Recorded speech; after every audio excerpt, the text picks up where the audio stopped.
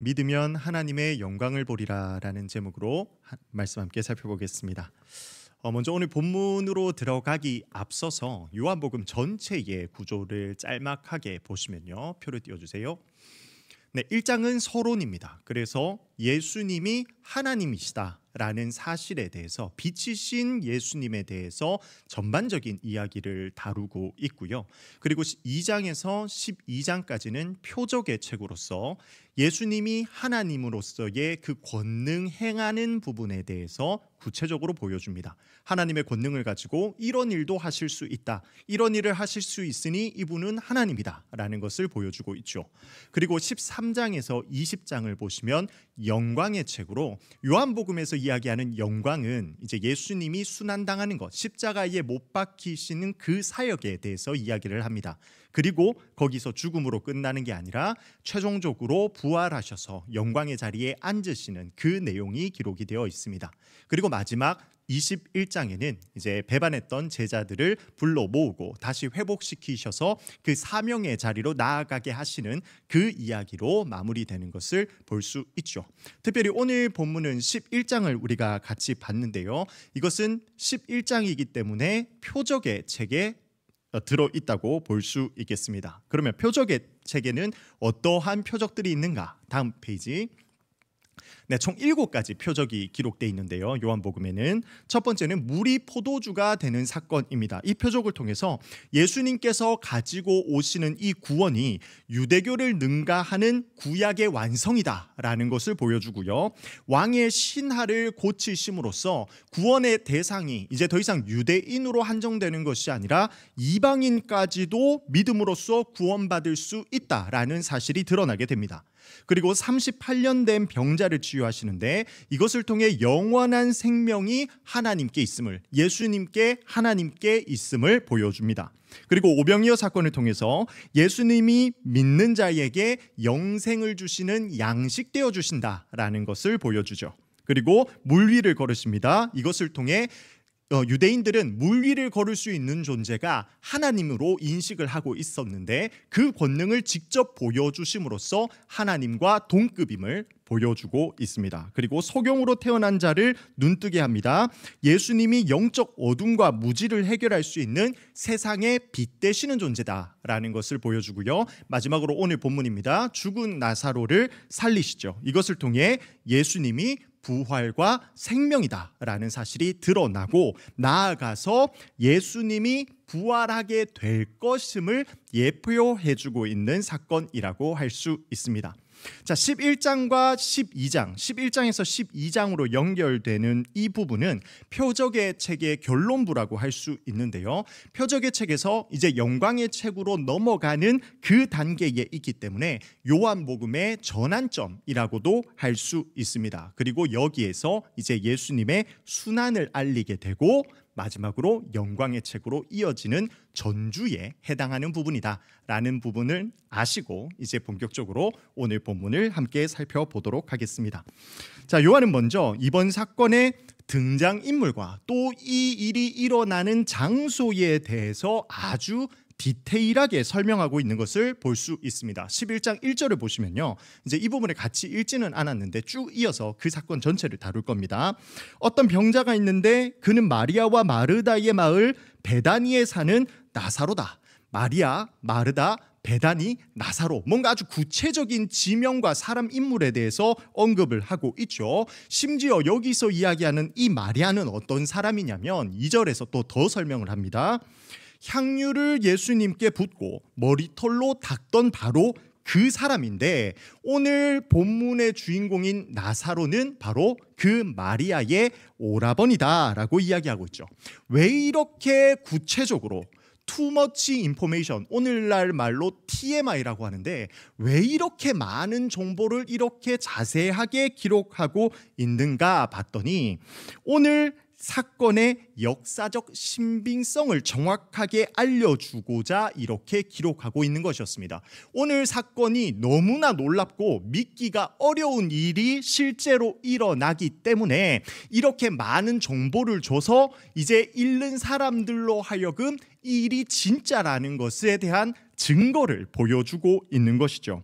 실제로 마리아가 향유를 부었다라고 소개를 해주고 있기는 한데, 사실 향유를 부은 사건은 오늘 본문보다 그 다음에 있는 12장에 기록된 사건입니다. 그러니까 요한복음에서는 아직 발생하지 않은 사건이죠. 근데 요한복음이라는 책 자체가 기록되는 시점이 다른 마태, 마가, 누가복음, 이 공관복음에 비해서는 제법 후대에 기록된 책입니다. 그래서 마리아가 예수님께 향유를 붓고 머리로 닦는 이 사건은 이미 당시에 요한복음을 읽고 있었던 독자들에게 잘 알려진 사건이라는 것을 확인할 수 있죠. 그러니까 너무나 유명한 이 마리아, 그리고 그 사람의 오라버니 나사로가 바로 오늘 중심 인물이라는 것을 통해서 너희들 잘 아는 그 사람이 이 사건의 증인이야 하는 것을 보여주고 있는 겁니다.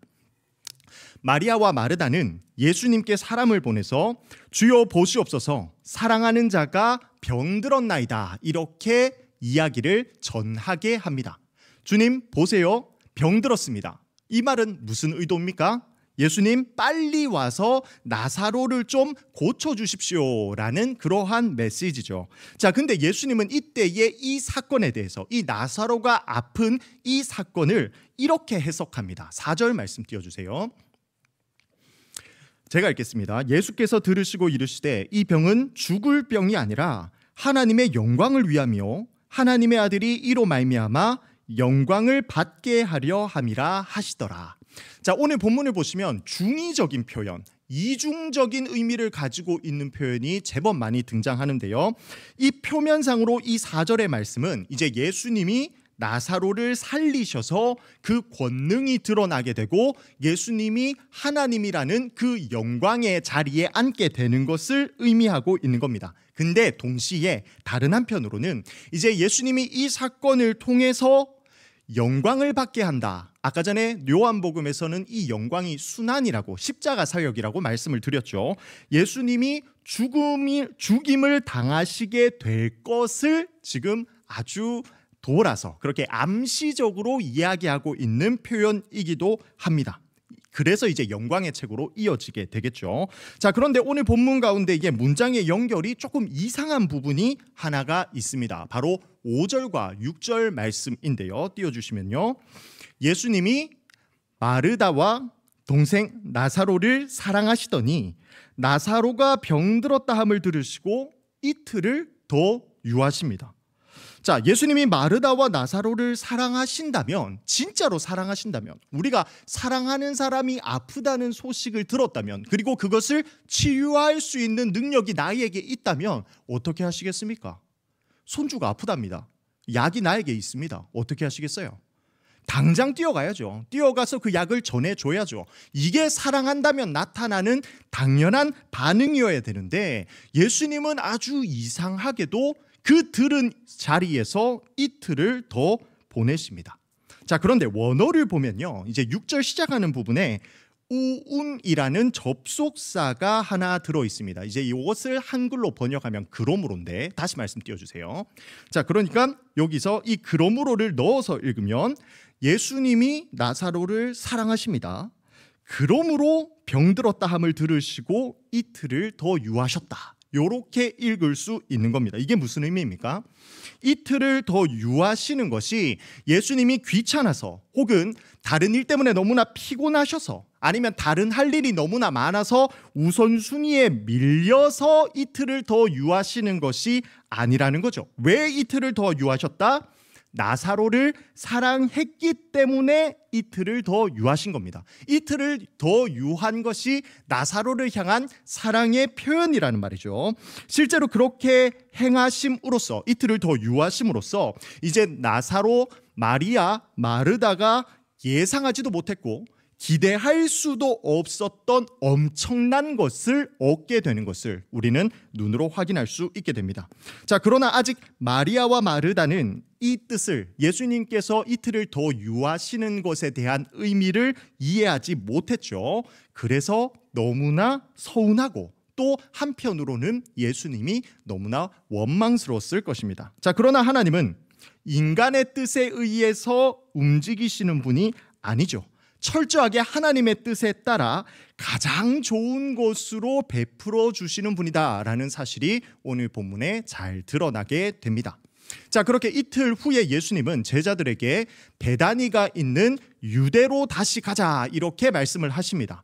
자, 그런데 오늘 본문 앞 10장을 한번 눈으로 쭉 살펴보시면요, 10장에서 예수님은 유대인들 앞에서 아버지와 나는 하나다 이렇게 말씀을 하십니다. 하나님을 감히 아버지라고 부르고 심지어 이 하나님과 자신이 하나라고 주장하고 있죠. 유대인 입장에서는 이게 엄청난 신성모독인 겁니다. 그래서 10장 31절에서 돌을 들고 예수님을 치려고 하죠. 그래서 예수님은 그 손에서 벗어나서 지금 피난해서 요단강을 건너온 상태였습니다. 근데 지금 예수님이 제자들에게 뭐라고 하시는 겁니까? 다시 그 위험한 장소로 돌아가자고 하시는 거죠. 그래서 제자들은 이러한 결정을 내린 예수님을 만류합니다. 자, 이때 유대로 가는 것을 꺼리고 있는 이 제자들에게 예수님은 빛과 어둠을 소재로 말씀을 하시죠. 우리 입장에서는 좀 뜬금없는 이야기일 수 있습니다. 이렇게 이야기하십니다. 낮이 12시간이 아니냐. 사람이 낮에 다니면 세상의 빛을 보기 때문에 실족하지 않고 밤에 다니면 빛이 없어서 실족한다. 이렇게 이야기하세요. 자, 오늘날은 가로등이 잘 되어 있습니다. 그래서 밤에도 활동이 너무나 당연하게 가능하죠. 우리가 지금 예배를 드리고 있는 이 시각도 사실은 빛이 없고, 또 우리가 지하라는 장소 특수 속에서 형광등이 없으면, 전기가 없으면 우리는 예배 드리는 것이 불가능할 겁니다. 하지만 이게 너무나 당연하죠. 마찬가지로 당시에는 불빛이 없었기 때문에 밤에 활동하는 것은 불가능했습니다. 그럼 이거는 너무나 당연하고 제자들도 자연스럽게 알고 있는 사실이었죠. 그러나 이 내용을 은유적으로 해석해야 할 필요가 있습니다. 요한복음에서 빛과 어둠이라는 소재는 자주 문학적으로 기록된 표현이기 때문입니다. 자, 1장 4절 띄워주시겠어요? 이 생명은 사람들의 빛이라. 이제 그 안에 생명이 있었으니 이 생명은 사람들의 빛이라 하면서 예수님이 빛이라는 사실을 요한복음 시작 부분부터 그렇게 언급을 하고 있고요. 3장 2절을 보시면 니고데모가 예수님께 찾아오는데 그 시각이 밤이었다라는 것을 통해 니고데모의 마음 가운데에 아직은 예수님에 대한 호기심은 있었지만 믿음은 없었다 하는 것을 보여주고 있고요. 또 13장 30절을 보시면 가롯 유다가 예수님을 배반하기 위해서 그 조각을 받고 나가는데 문학적으로 밤이러라 이렇게 이야기를 하고 있습니다. 그러니까 밤으로 가서 그 뭔가 어둠으로 쓱 들어가고 있는 가롯 유다의 모습을 문학적으로 표현하고 있죠. 이것 외에도 이제 요한복음을 찾아보시면 빛이신 예수님에 대해서 16번에 걸쳐서 기록하고 있는 것을 발견할 수 있습니다. 자, 그러니까 빛은 예수님, 믿음, 구원, 의로움 이런 것을 표현하는 단어고요. 반면에 어둠이라는 것은 사탄, 불신, 악함, 죄 이런 것들을 표현해주고 있는 단어다라는 것을 알 수 있습니다. 자, 그러니까 예수님께서 말씀하신 낮이 12시간이 아니냐라는 이 문장은 1차적으로 봤을 때 예수님이 이 땅에서 사역하고 계시는 시간이 제한되어 있다라는 것을 알려주는 표현입니다.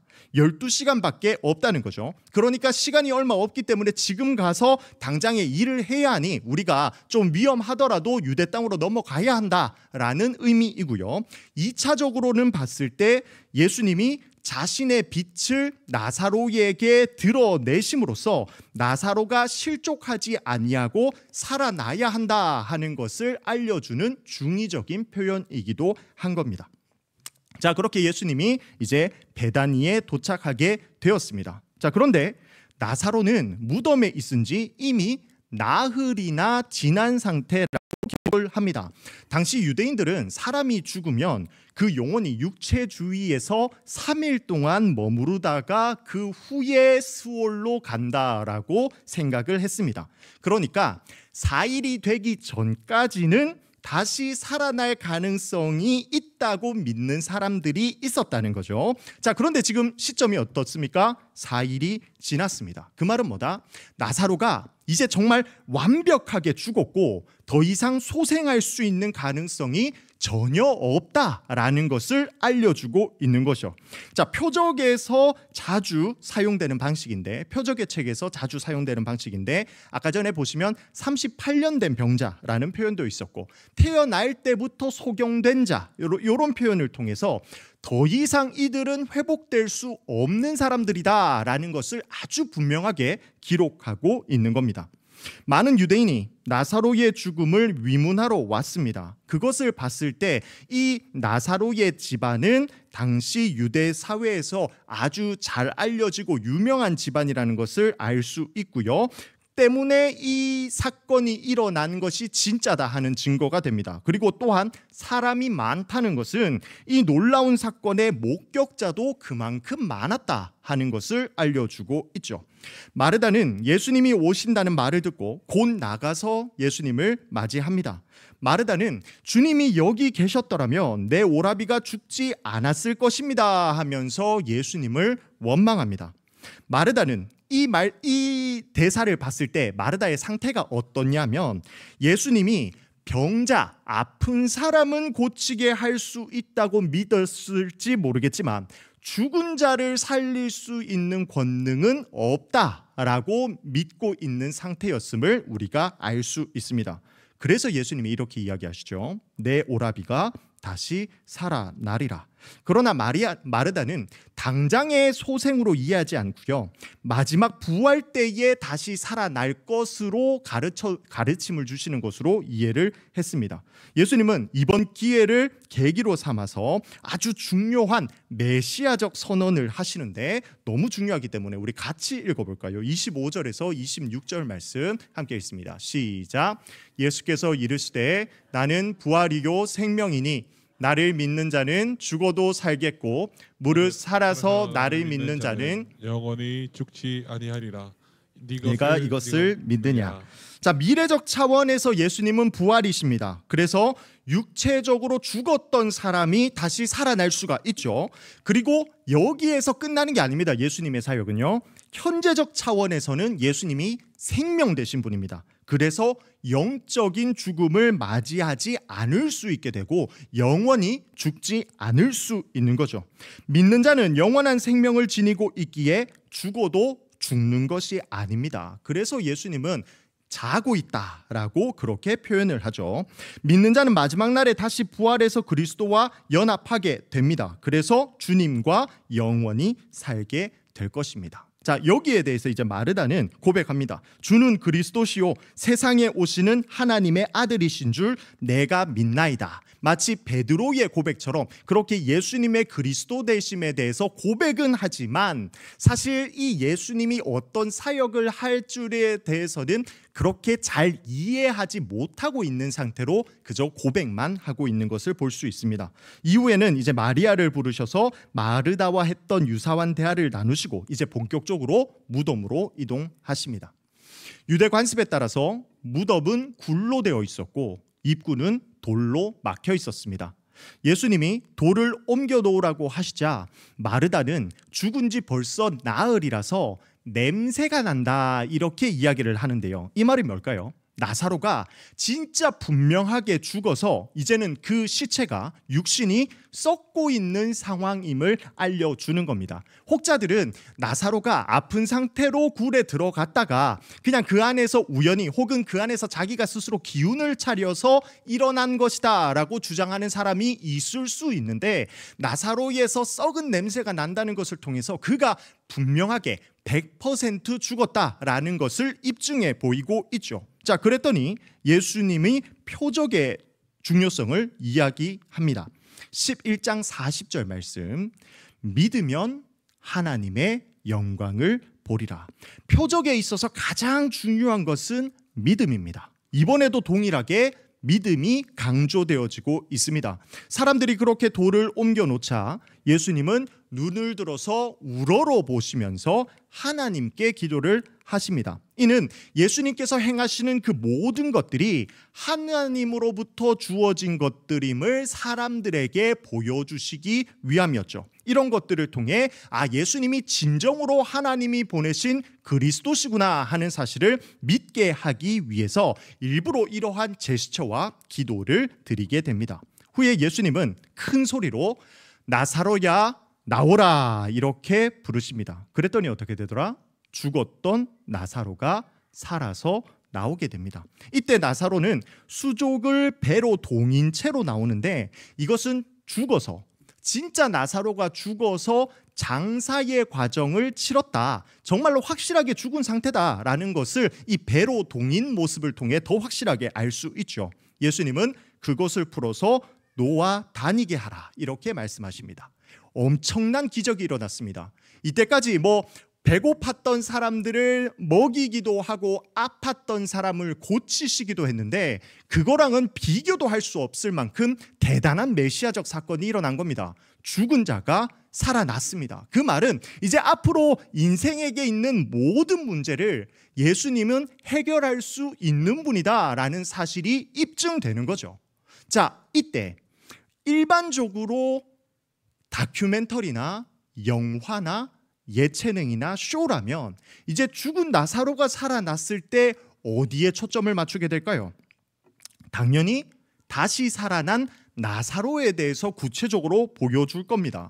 썩은 살이 어떻게 되었는지, 나사로가 죽었다가 살아났는데 이제 어떤 느낌인지 물어볼 수도 있고요. 혈압과 맥박과 혈당은 정상인지, 혹 근손실은 일어나지 않았는지 그렇게 신체적인 측정을 하려고 했을 수도 있을 것 같습니다.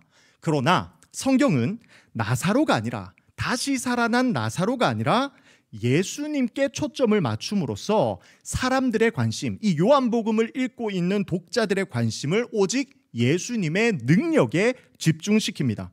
죽은 자를 살리시는 표적을 통해서 죽음의 권세를 깨뜨리시는 절대 주권과 신적인 능력을 정확하게 드러내주죠. 자, 그랬더니 사람들이 어떻게 반응하는가? 여기에는 두 부류로 나뉘는 것을 볼 수 있습니다. 자, 먼저는 45절 보시면요, 마리아에게 와서 예수께서 하신 일을 본 많은 유대인이 그를 믿었으나. 자, 일단은 예수님이 행하신 표적을 본 많은 유대인, 거기 장례식에 참석했던 많은 유대인들은 이 표적을 보고 난 이후에 예수님을 믿게 됩니다. 그들은 예수님이 전하신 부활에 관한 말씀과 또 실제로 나사로를 살리는 이 표적을 통해서 예수님이 그리스도시구나 하는 믿음을 강하게 가질 수 있게 되었습니다. 자, 그런데 어떤 유대인은 이 사실을 바리새인들에게 가서 예수님이 하신 일을 알립니다.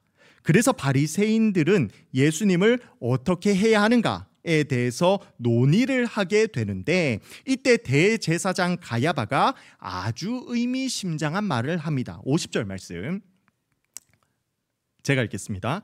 한 사람이 백성을 위하여 죽어서 온 민족이 망하지 않게 되는 것이 너희에게 유익한 줄을 생각하지 아니하는도다 하였으니. 이 말이 뭡니까?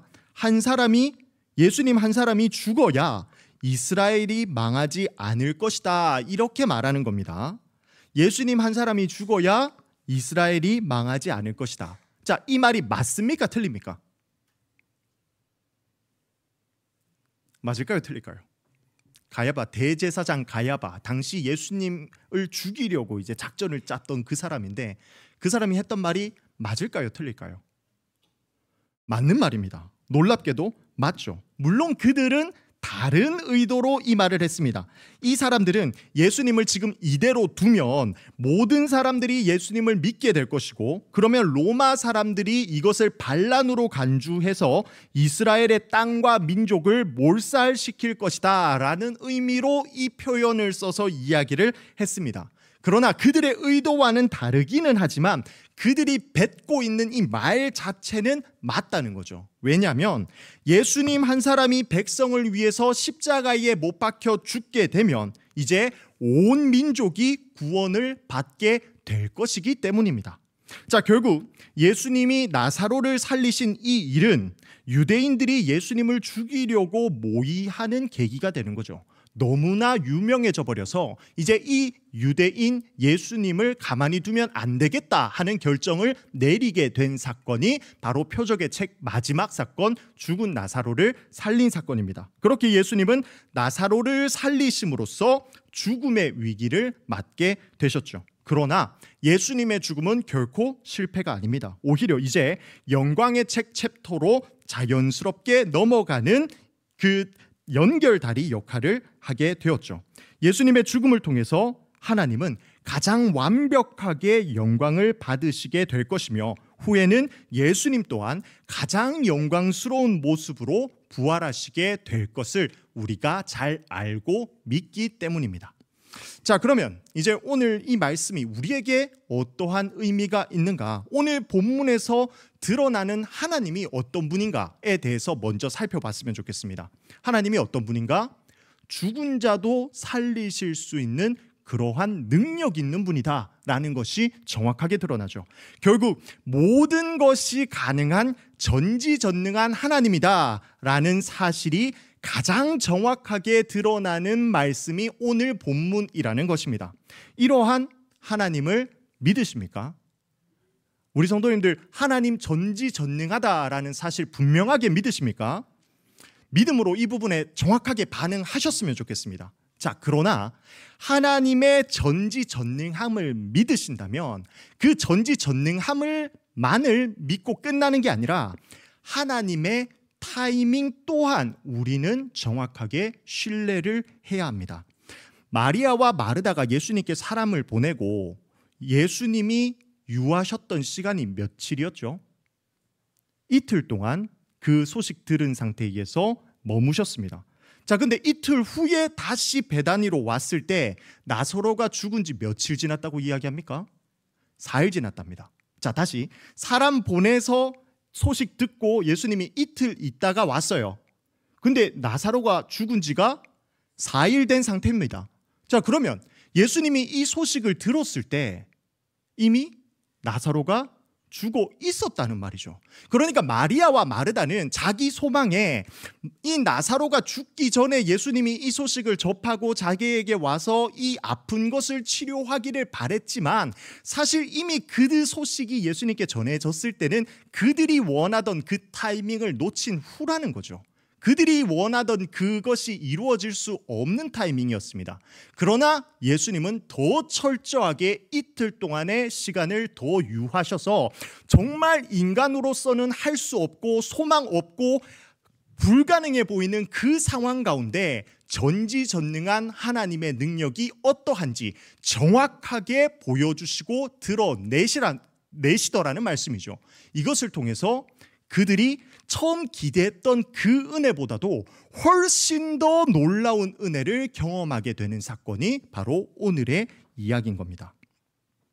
가장 완벽하게 하나님의 하나님 되심이 드러나고 또 가장 좋은 것을 주시는 하나님이시구나 하는 것을 알 수 있는 본문이죠.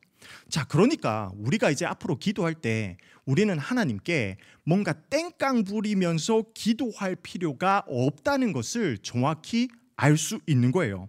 하나님은요, 가장 좋은 것을 우리보다도 더 정확하게 잘 아십니다. 그리고 가장 좋은 것을 가장 좋을 때 주시는 분이기도 하다는 거죠. 그렇다면 이제 우리가 기도할 때 어떻게 기도해야 하는가? 우리 기도를 해야 됩니다. 그럼 기도 안 하면 되겠네요. 하나님이 다 알아서 해주시겠네요. 물론 알아서 해주는 것은 맞지만 우리가 기도해야 할 부분은 확실하게 기도해야 한다. 그러면 어떻게 기도해야 하는가? 하나님의 마음을 깨닫게 해주십시오. 심지어 이 상황 우리가 다 이해하지 못할 때에도 하나님께서 가장 완벽한 타이밍에 가장 좋은 것을 주실 것을 믿는 마음을 허락해 주셔서 그 하나님의 평안 가운데 있게 해주십시오라고 기도하는 게 가장 오늘 본문을 봤을 때 아름다운 기도인 것을 알 수 있는 거죠. 혹시나 상황 때문에 우리의 마음 가운데에 원망과 불신의 반응이 나타나지 않도록 우리는 최선을 다해서 하나님께 기도를 해야 하는 것입니다. 그리고 그때에 우리의 기도를 들으시고 우리를 사랑하시는 전지전능한 하나님이, 이 생명까지도 주관하실 수 있는 이 하나님이 우리의 기도에 응답하여 주사 우리에게 가장 좋은 것을 부어 주실 것을 믿기를 소망합니다. 아멘. 그러한 하나님께 믿음으로 반응하는 우리 대구 동성교회의 모든 성도님들 되시길 간절히 소망합니다. 아멘. 기도하겠습니다.